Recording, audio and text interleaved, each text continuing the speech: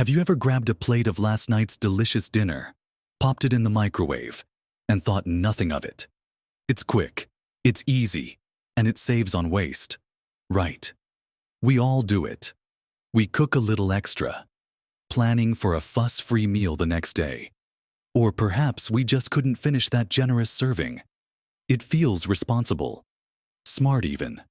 But what if that seemingly harmless habit, that act of convenience, is actually inviting trouble into your body, silently and slowly, without you even realizing it? It's a painful reality that many of the things we do out of habit, or simply because we've always done them, might be subtly undermining our health. We assume if food looks and smells fine, it's fine. But for some common foods, reheating them can turn them from perfectly wholesome nourishment into something far less desirable, even risky. We're not talking about just losing a few vitamins. We're talking about creating environments where harmful bacteria can multiply, or where beneficial nutrients transform into something that can upset your digestion, steal your energy, or even pose a more serious threat over time. It's a secret hidden in plain sight, one that most of us are completely unaware of. Yet it can have a real impact on our well-being.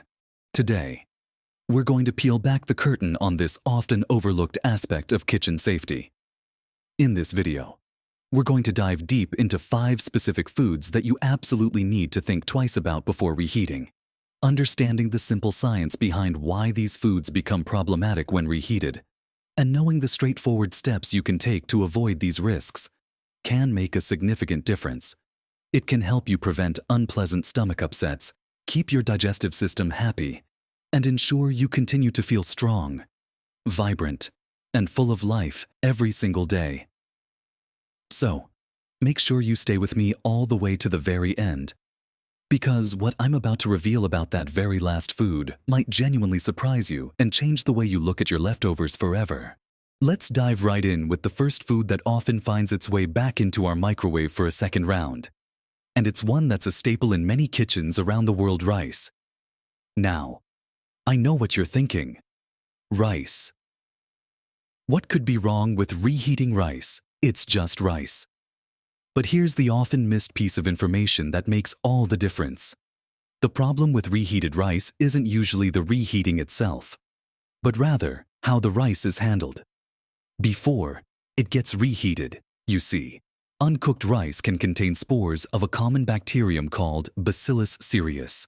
These tiny spores are incredibly tough, so tough that they can actually survive the cooking process. So, even after you've cooked your delicious fluffy rice, those spores can still be lurking there. Now, here's where the danger comes in. If cooked rice is left at room temperature for too long, say, cooling down on the counter while you finish up dinner or chat with family, those surviving Bacillus cereus spores can start to wake up. They begin to multiply rapidly. And as they multiply, they produce toxins. And here's the really crucial part: these toxins are heat resistant. That means even if you reheat the rice thoroughly later on, getting it piping hot, those toxins won't be destroyed. So, you could be eating rice that looks, smells, and tastes perfectly fine, but it's carrying these invisible troublemakers that are just waiting to cause you problems. The symptoms of this kind of food poisoning from rice can range from feeling a bit queasy and nauseous to more severe bouts of vomiting and diarrhea. For anyone, these symptoms are incredibly unpleasant. But for us, as we get a little older, our bodies can be more sensitive, and recovering from such an ordeal can be much harder. Dehydration, for instance, can become a real concern very quickly, leading to other complications. Imagine planning a lovely day out, only to be struck down by an unexpected stomach bug because of a seemingly innocent plate of reheated rice. It's simply not worth the risk. So, what can we do to enjoy our rice safely? It's quite straightforward once you know the rules. First, the golden rule: serve rice as soon as it's cooked. Don't let it sit around.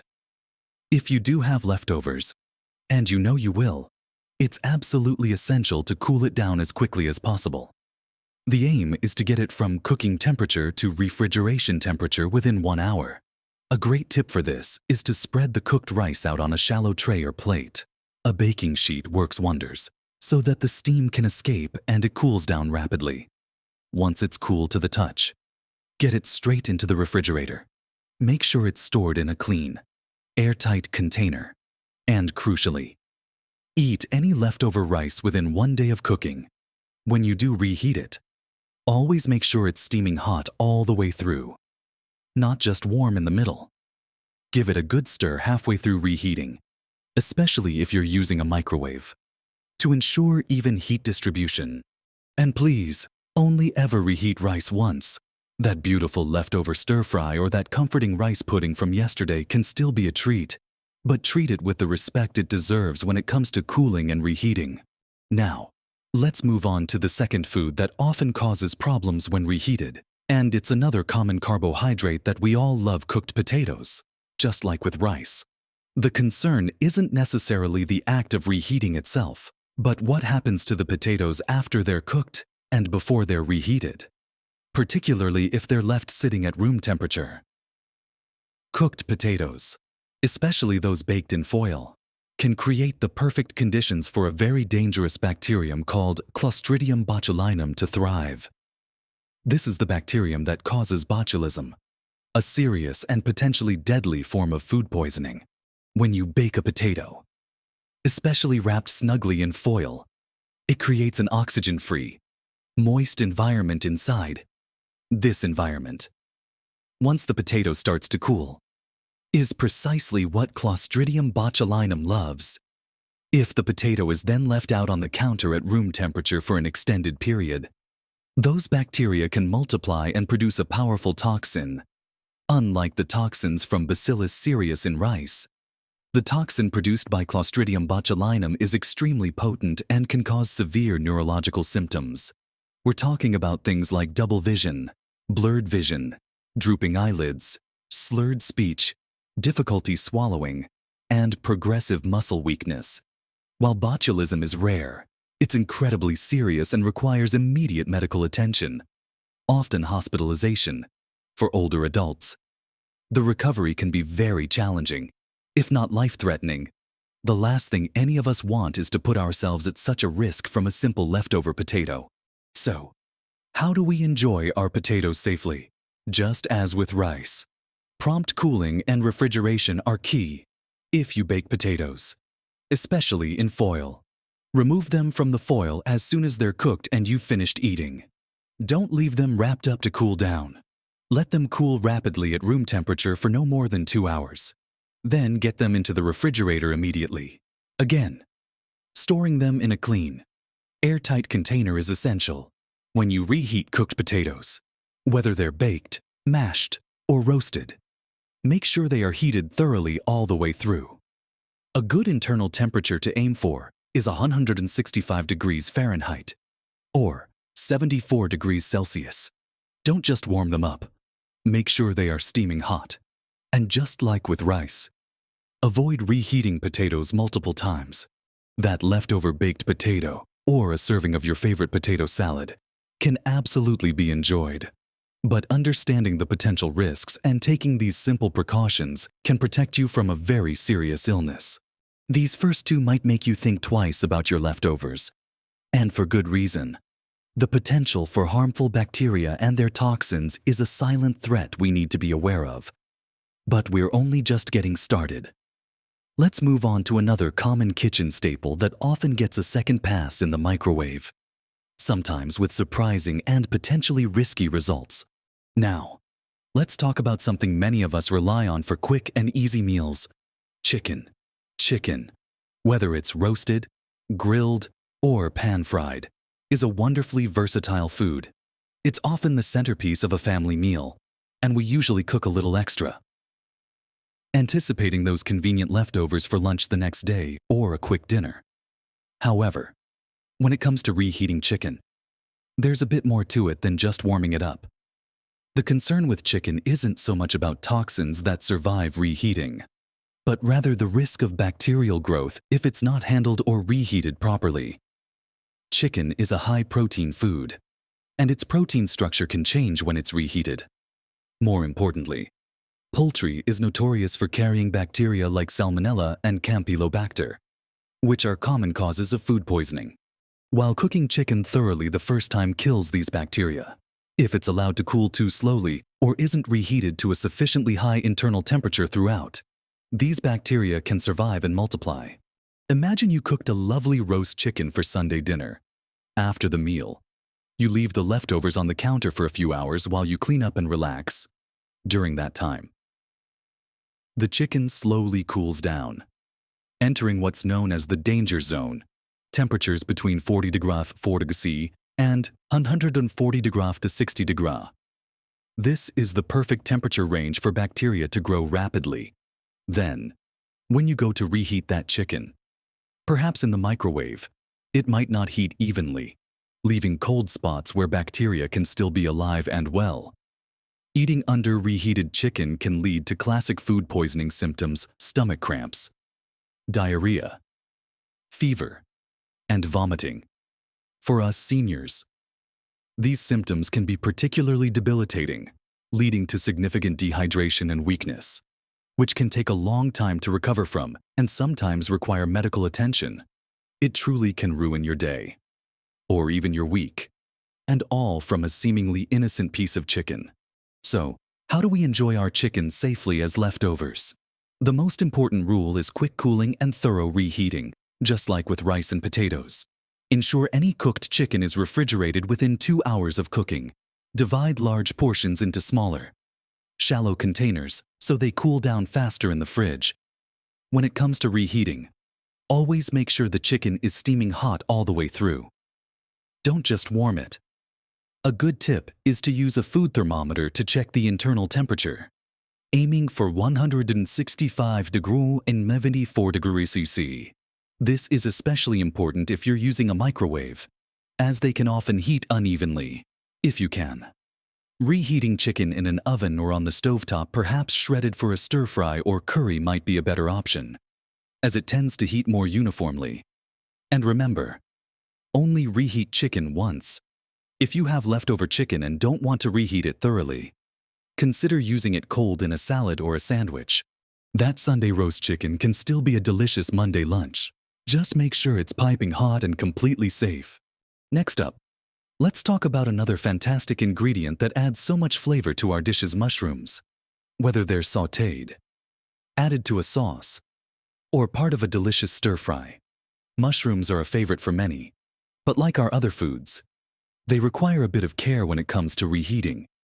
Mushrooms contain a delicate balance of enzymes and proteins that can break down quickly after cooking, especially if they are not stored correctly. The concern with reheating mushrooms primarily revolves around two aspects: the potential for bacterial growth and the degradation of their proteins. If cooked mushrooms are left at room temperature for too long, or if they are reheated slowly or at insufficient temperatures, harmful microorganisms can multiply. Additionally, some sources suggest that the proteins in mushrooms can undergo changes when reheated, which can make them harder to digest for some people and potentially lead to digestive discomfort. While the risks might not be as severe as botulism from potatoes or salmonella from chicken, an upset stomach, nausea, and general digestive discomfort are certainly not what we want after a meal. Imagine looking forward to that creamy mushroom soup or a lovely mushroom sauce over pasta, only to find yourself feeling queasy afterwards. It takes away from the joy of eating and can put a damper on your day. For us, maintaining a happy digestive system is key to overall comfort and energy, so avoiding anything that might upset it is a smart move. So, how can we enjoy our mushrooms and any leftovers safely? Ideally, it's best to eat mushrooms freshly cooked. They truly taste their best when served immediately. However, if you do have leftovers, the same rules of rapid cooling and refrigeration apply. Get those cooked mushrooms into the fridge quickly, ideally within an hour or two, in a clean, airtight container. If you must reheat them, do so quickly and ensure they are heated thoroughly to a high temperature. Don't let them sit and warm up slowly. A generally safer option if you're unsure about reheating, is to eat leftover cooked mushrooms cold in a salad. For instance, cold sautéed mushrooms can be delicious in a green salad or mixed into a grain bowl. And a crucial point, never reheat mushrooms that have been sitting out at room temperature for more than a couple of hours. That lovely mushroom omelette or those leftover sautéed mushrooms in your frittata can still be enjoyed, but understanding their delicate nature can help you avoid unnecessary tummy troubles. Now, we come to the fifth and final food on our list, and this is the one that often surprises people the most, because it's something we often think of as incredibly healthy leafy greens. Yes, I'm talking about greens like spinach, beet greens, and even celery. Especially when cooked in larger quantities or as the main component of a dish. This might seem counterintuitive. Aren't greens supposed to be good for us? Absolutely. They are packed with vitamins and minerals. But here's the interesting and potentially concerning twist when it comes to reheating them. These vegetables naturally contain compounds called nitrates. Nitrates are generally harmless on their own and are found in many healthy foods. However, the problem arises when these nitrates are exposed to certain bacteria, which are naturally present in the greens themselves and in the environment. These bacteria can convert nitrates into nitrites. Now, here's where the reheating part becomes important. When nitrites are then exposed to high heat, especially if they've been sitting around for a while after cooking, they can further transform into compounds called nitrosamines. And here's the kicker, some nitrosamines have been identified as potentially carcinogenic compounds. This particular concern is often highlighted for infants, for whom even small amounts can be problematic. But for adults, especially when consumed regularly or in large quantities from reheated dishes, it's something to be aware of. While the immediate symptoms of this are not the dramatic food poisoning effects you'd get from rice or chicken, the long-term potential for creating these undesirable compounds is what's concerning. You might not feel sick immediately, but the cumulative effect is something we want to avoid for our long-term health and well-being. Think about that lovely creamed spinach dish, or a big bowl of leftover cooked beet greens. We associate them with health, but reheating them without care could be an unseen risk. So, what's the best approach for our beloved leafy greens? The safest way to enjoy these vegetables is to eat them freshly cooked. Try to cook only the amount you know you'll consume in one sitting. If you do have leftovers, cool them quickly and refrigerate them promptly. The key is to minimize the time they spend in the danger zone where bacterial conversion of nitrates to nitrites can occur. The best advice for dishes primarily made of these greens, like spinach soup, creamed spinach, or a large portion of cooked Swiss chard, is to avoid reheating them altogether. If the greens are a small component of a larger dish, say a few spinach leaves in a casserole, the risk is generally lower, but still ensure the dish is heated quickly and thoroughly. If in doubt, it's safer to simply enjoy your leafy greens fresh or consume leftovers cold if they were properly stored. This might mean making a fresh batch of steamed spinach rather than reheating yesterday's. It's a small change, but it's an important one for your peace of mind and long-term health. We've covered 5 common foods that deserve our attention when it comes to reheating. Now, you might be thinking, what am I supposed to do with all my leftovers? Am I supposed to throw everything away? And that's a perfectly valid question. The good news is, armed with this knowledge, you can make smarter choices and ensure your kitchen remains a safe haven for delicious, nourishing food. We've explored the importance of being mindful when it comes to reheating some everyday foods, that fluffy rice that can harbor hidden toxins if not cooled quickly. Those comforting potatoes that, especially when baked in foil, can become a breeding ground for dangerous bacteria.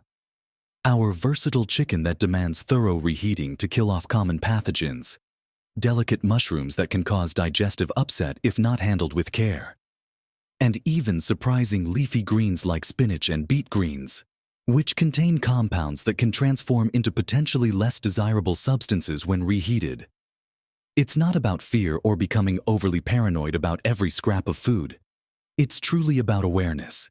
It's about understanding the subtle, often invisible, risks associated with common kitchen practices and then making simple, informed adjustments to protect ourselves.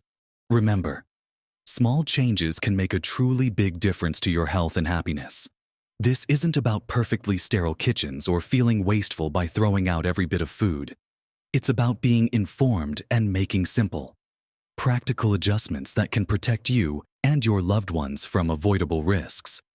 Think about the key takeaways from today: rapid cooling within 1 hour, prompt refrigeration below 40 degrees Fahrenheit or 4 degrees Celsius, and ensuring food is reheated until it's steaming hot all the way through, ideally to 165 degrees Fahrenheit or 74 degrees Celsius. These aren't complicated steps that require special equipment.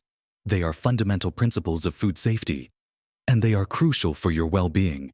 Your health, your energy, and your comfort are absolutely worth this extra bit of care. It's also worth remembering that as we age, our immune systems might not be as robust as they once were, making us potentially more vulnerable to foodborne illnesses. What might cause a mild stomach ache for a younger person could lead to severe dehydration and a much more complicated recovery for a senior. So, simple actions like not relying on smell or appearance alone, because often, dangerous bacteria don't make food smell or look bad, and practicing the "when in doubt, throw it out" rule become even more important. It's always better to be safe than sorry when it comes to your health. Consider also the joy of cooking fresh. While leftovers are convenient, sometimes preparing just enough for one meal can eliminate these concerns entirely. Or, if you do cook a larger batch, think about freezing portions immediately after they've cooled down. Freezing is an excellent way to preserve food safely for longer periods, provided it's done correctly and then thawed and reheated properly. It allows you to enjoy the convenience without the immediate risks associated with refrigeration and repeated reheating. Embracing these smart habits means you're not just avoiding potential harm. You're actively investing in your long-term health and your ability to enjoy life to the fullest. I'd truly love to hear from you. Has this video made you think differently about your leftovers? Have you ever had a bad experience with reheated food that you now realize might have been linked to one of these common culprits? What are your own clever tricks for safely managing leftovers in your kitchen? Please, share your thoughts, your experiences, and your wisdom in the comments section below. Your insights and your stories could be incredibly helpful and inspiring to someone else in our wonderful community who might be watching and learning right alongside you. Let's learn and grow together.